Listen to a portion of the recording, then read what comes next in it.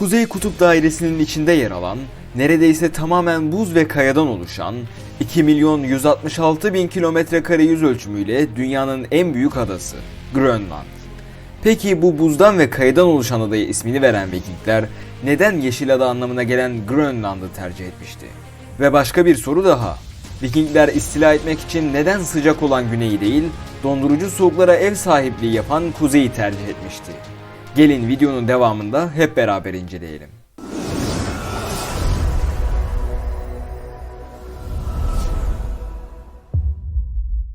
Vikingler özellikle 8 ve 11. yüzyıllar arasında Avrupa'da denizcilik ve korsancılık açısından önemli faaliyetlerde bulunan Nordik bir topluluktu.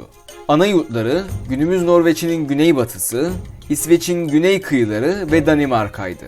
Norslar da denen bu topluluğun meşhur ismi olan Viking ise kendi dilleri eski Norse dilinde Vikingar kelimesinden gelmekteydi ve bu kelime de zaten doğrudan yağmacı, korsan anlamlarına geliyordu. Vikingler gemilerine binip kıta Avrupa'sının sahillerine akınlar yapıyor, buraları yağmalıyor ve bazen de kolonileştiriyordu. Kıta Avrupa'sı kolonileştirmek için pek müsait sayılmazdı aslında.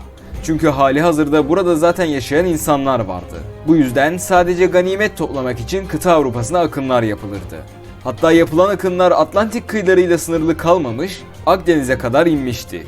Öyle ki Sicilya ve Endülüs gibi bölgeler bir süre hakimiyet altına alınmış, kontrol altına alınan bölgelerin sahil şeritleri Viking filoları için bir sığınak olmuştu.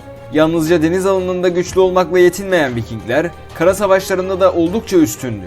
Bu sayede Rus diyarları üzerinden Kırım'a inen Vikingler, Bizans'la barışçıl faaliyetlerde de bulunmuş, İstanbul'a ticaret yapmak için inmişlerdi. Öyle ki bir Viking komutanı Ayasofya'ya imzasını atmıştı. Bu yazı şu anda Ayasofya'da hala görülebilmekte. Kısaca Vikinglerin güney yakınları bu şekildeydi. Herhangi bir koloni kurulamıyor, yalnızca yağma, ganimet ve ticaretle uğraşılıyordu. Ancak kuzey toprakları kolonileştirmek için tam da Vikinglere göreydi. Çünkü bu topraklarda ya kimse yaşamıyor ya da yaşıyorsa bile Inuitler gibi Vikinglere karşı direnemeyecek düşük nüfuslu halklar yaşıyordu.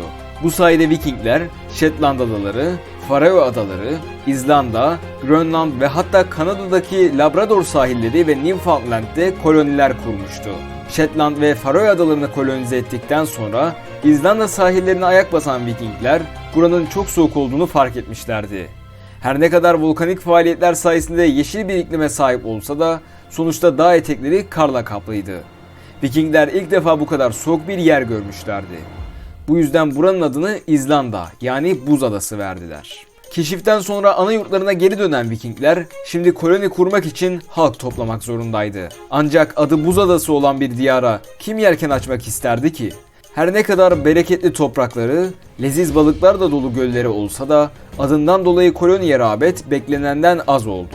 İzlanda'yı keşfeden Vikingler bu olay üzerine ne kadar yanlış bir şey yaptıklarını anladılar. İlerleyen zamanlarda Kızıl Erik, Grönland'ın keşfedilmesiyle beraber burada bir koloni kurmaya karar verdi. Sırf adından dolayı beklenen rağbeti görmeyen İzlanda'dan haberdar olan Kızıl Erik, bunun üzerine adını Grönland yani Yeşil Ada koydu. Her ne kadar gelenler hayal kırıklığına uğrayacak olsa da diğer Vikingleri buraya çekebilmenin yolu buydu. Yemyeşil çayırlarda bereketli bir toprak görmeyi uman Vikingler buz ve kayadan oluşan bir ada gördüklerinde geri dönmek isteseler de artık gelmişlerdi bir kere. Bu yüzden burada kalmaya devam ettiler. İşte Grönland'ın ironik adı tam da buradan geliyordu. Tabii Viking kolonizasyonu Grönland'da bitmedi. Onlar çok daha ileri gitti. Kolomb'dan 500 yıl önce Kuzey Amerika'ya koloni kurmaya gittiler. Grönland'ın batı kıyılarından yola çıkan gemiler önce Baffin Adası kıyılarını gördü. Daha sonra güneye inmeye başladılar ve Labrador Yarımadası'nın açıklarına ulaştılar. Labrador Yarımadası, Hudson Körfezi, Labrador Denizi ve St. Lawrence Körfezi tarafından çevrelenen ve Kuzey Amerika kıtasından denize doğru uzanan bir kara parçasıydı. Bu kıyılara ulaşan Vikingler böylece Kuzey Amerika kıtasına ulaşan ilk Avrupalı topluluk oldu. Daha sonra biraz daha güneye inerek Newfoundland isimli adaya kadar ulaşan Vikingler bu bölgede bir koloni kurdu. Bölgeye Vikingler tarafından Vinland ismi verildi. Günümüzde Newfoundland'in en kuzeyinde Lans Amidus adındaki bir kasabada Viking yerleşimlerine dair kalıntılar bulundu. Şu anda burada arkeolojik kazılar yapılmakta ve gün yüzüne çıkan kalıntılar sergilenmekte. İlerleyen yıllarla beraber bu diyarlara yerleşen Vikingler yavaş yavaş etkisini kaybetmeye başladı. Özellikle Vinland'da çok çabuk geri çekildiler. Ama Grönland'da 15. yüzyıla kadar varlıklarını sürdürdüler. Burada da hem zaten kısıtlı olan ormanların sürekli kesilmesi ve fazla rehavete kapılmaları dolayısıyla daha fazla tutunamadılar. İşte Kuzey Vikingleri ve Grönland'ın hikayesi buydu. Böylece bir videomuzun daha sonuna geldik. Videolarımızdan haberdar olmak için abone olmayı ve bizlere destek olmak için videoyu beğenmeyi unutmayın.